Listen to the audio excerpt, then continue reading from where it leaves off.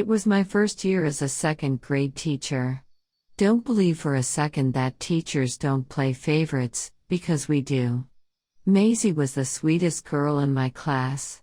On the first day, her dad showed up in an old Toyota pickup, Maisy in hand. He was clearly a farm man, but terribly handsome and clean, tall and muscular, with an amazing jawline and long blonde hair. Maisy was impeccable with twin tails and wearing a brand new uniform.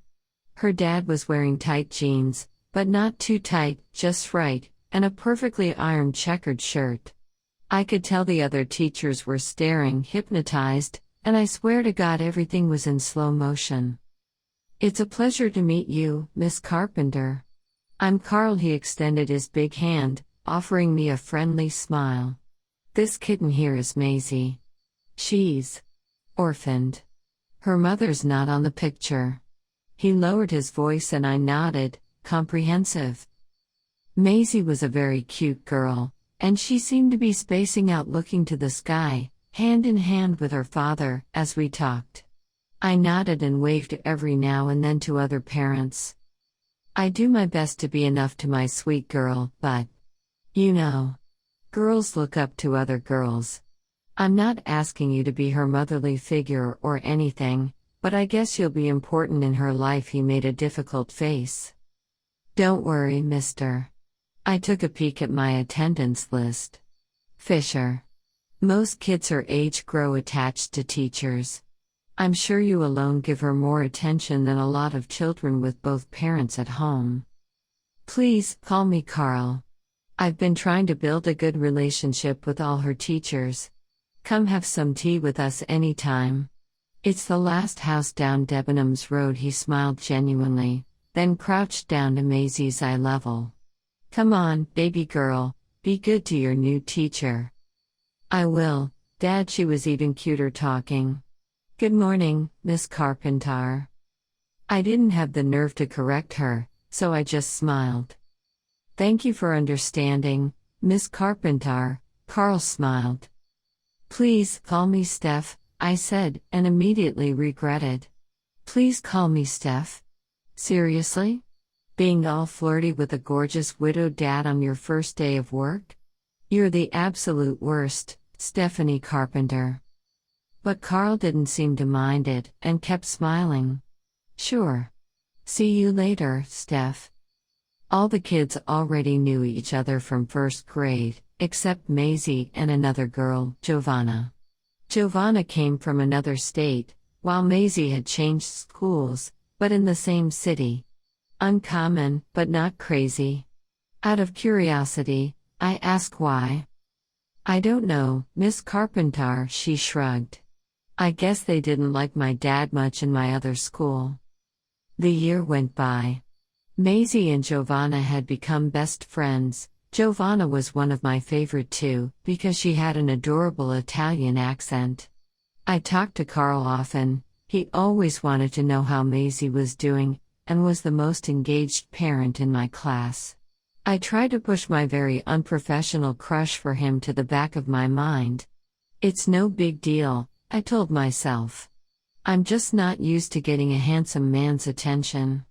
I don't even like him, I just think he looks very good and is super nice." Then came the day I got into a minor accident with my car and arrived in class a little too late. The kids were all gathered around something, some of them were crying. I hurried to their side, already forgetting about the inconvenience I went through. They were circling Maisy. Maisy was holding, almost hugging, a dead bird. The poor creature clearly had passed recently, its little neck pending to the side. A few students looked like they might puke, so I asked that everyone that felt sick about it would go to the bathroom, and I would call their parents. Giovanna didn't leave Maisy's side, but she was crying. "Did you find it, Maisy?" I asked. "Yes, Mississippi Carpenter. Can I take it home and make a funeral?" I felt so bad for her, imagining that, being orphaned at such young age, she was particular about dealing with death. It was a harmless request, so I allowed it. We put the bird in a shoebox and she obediently kept it away from her colleagues' sights, so nobody would freak out again. Classes were hard that day. I sent 5 kids home, but most of the remaining ones were still shaken. I decided to take the day to tell them some mythological stories, betting it would help distracting them better than math. I guess it did the trick, since some kids even asked to have more of it. I assigned them a research as homework. They should choose a legend and present it to class. Giovanna was super excited, and decided to do a memorable work on Roman mythology. Maisy's family was German, so she decided to research legends related to her ancestors as well. Maisy's research was about the Nachtkrapp, a giant, nocturnal, raven-like creature that has holes in its wings and no eyes. If you look where their eyes should be, you can die. If you look at its wings, you'll bring illness and disease upon you. The Nachtkrapp leaves its nest at night time to hunt, Maisy explained, in a somber tone. If it's seen by small kids, the creature will abduct them to its nest and devour them, first ripping off all their limbs then gouging their heart out. Maisy was the smallest kid in class, and the only one that brought such a dark story. The others loved it, especially because she talked about it with such promptitude. I asked her why she chose this particular legend, and she simply stated, with a dreamy tone, "I love birds." I realized she wasn't just spacing out when she frequently looked through the window or to the sky, she was looking for birds. The Fisher's house was more of a shack, but a comfy one. It was immaculately clean, and there was a lot of space, both inside and in the yard. I could imagine Maisy running around the few acres of green grass, cheerfully looking for birds. She was overjoyed to get such a gift. It was a book about rare birds, with lots of pictures and Carl kept telling her to thank me and saying I didn't need to do that. "Oh, don't worry, Carl, she put together an amazing presentation this week. She deserves a little prize," I said. We were having tea alone while Maisy was in another room with her new book. "Really?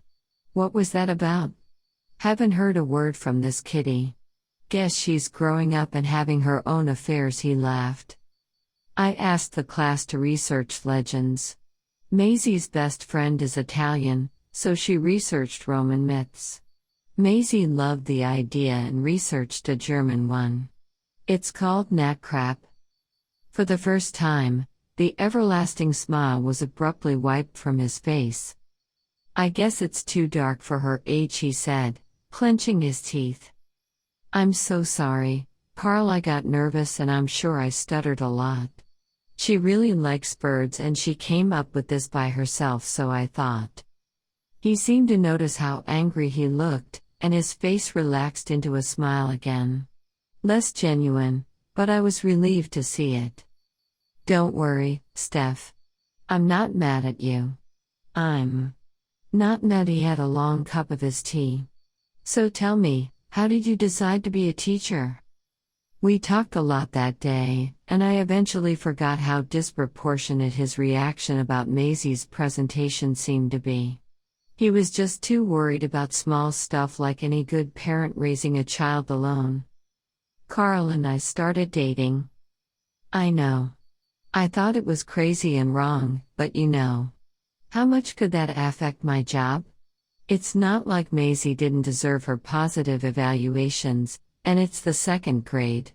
There's no way a parent is dating his kid's teacher just so she'll pretend the kid knows the answer to 4 by 6. We really liked each other. I felt my life was perfect. I loved my job and my boyfriend was so nice. We kept it professional during school hours, but soon a few people we knew saw us in restaurants together. It wasn't a big town. I was relieved when the principal called me on her office and reminded me it's not against the school rules to date a parent. She even said Carl was a total catch. I blushed, but well, best possible outcome.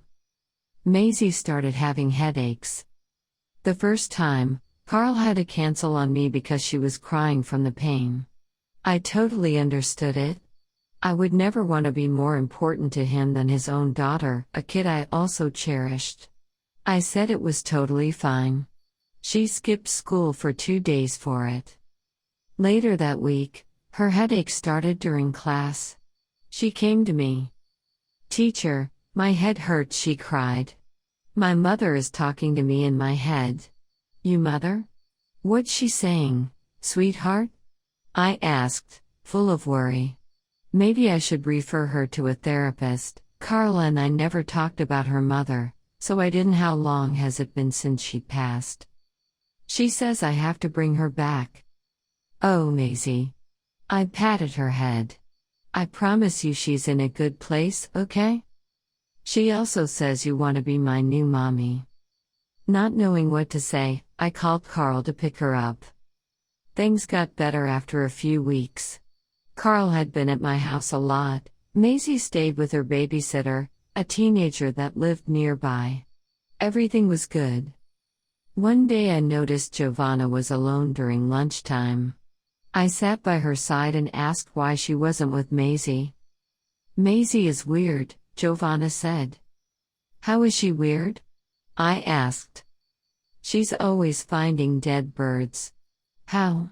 "I never found any. Nobody else finds. I think she's killing them, Miss Carpenter." I promised Giovanna I would talk to her dad. And I did. That night, in my house. To be fair, I thought it was the best moment to talk about such a sensitive subject, because he would be more relaxed and prone to let me know things he could be omitting. I would also tell him about Maisy allegedly listening to her mother's voice inside her head. "Carl, Maisy's best friend told me she thinks Maisy has been killing birds." He was silent, his face impassive.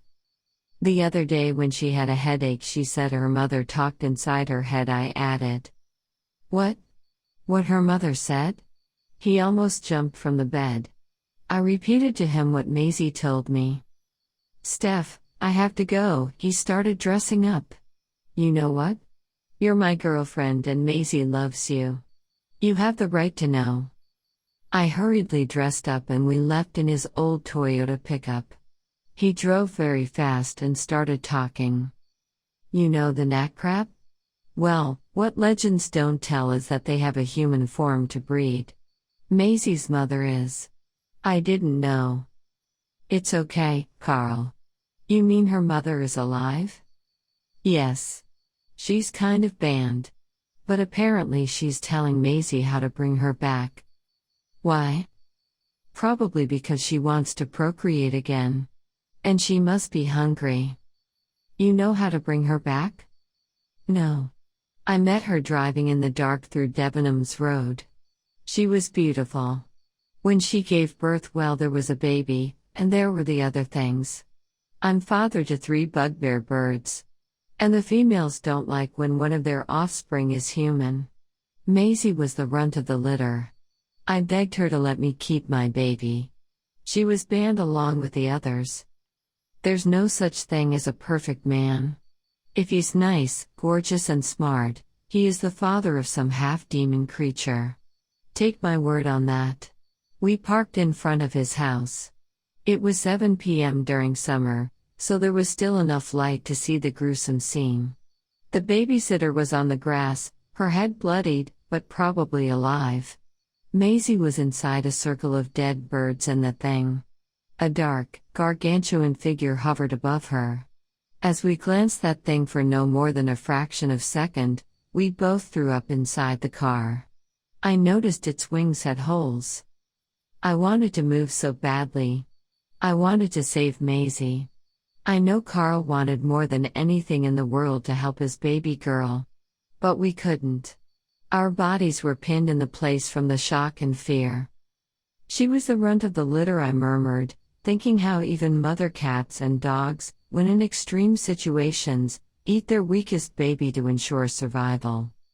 I used all the strength left in my body to pump the gas and escape, barely able to see the road ahead with the tears flooding my eyes, as the Nachtkrapp aimed for Maisy's heart, immediately after tearing apart her small fragile limbs.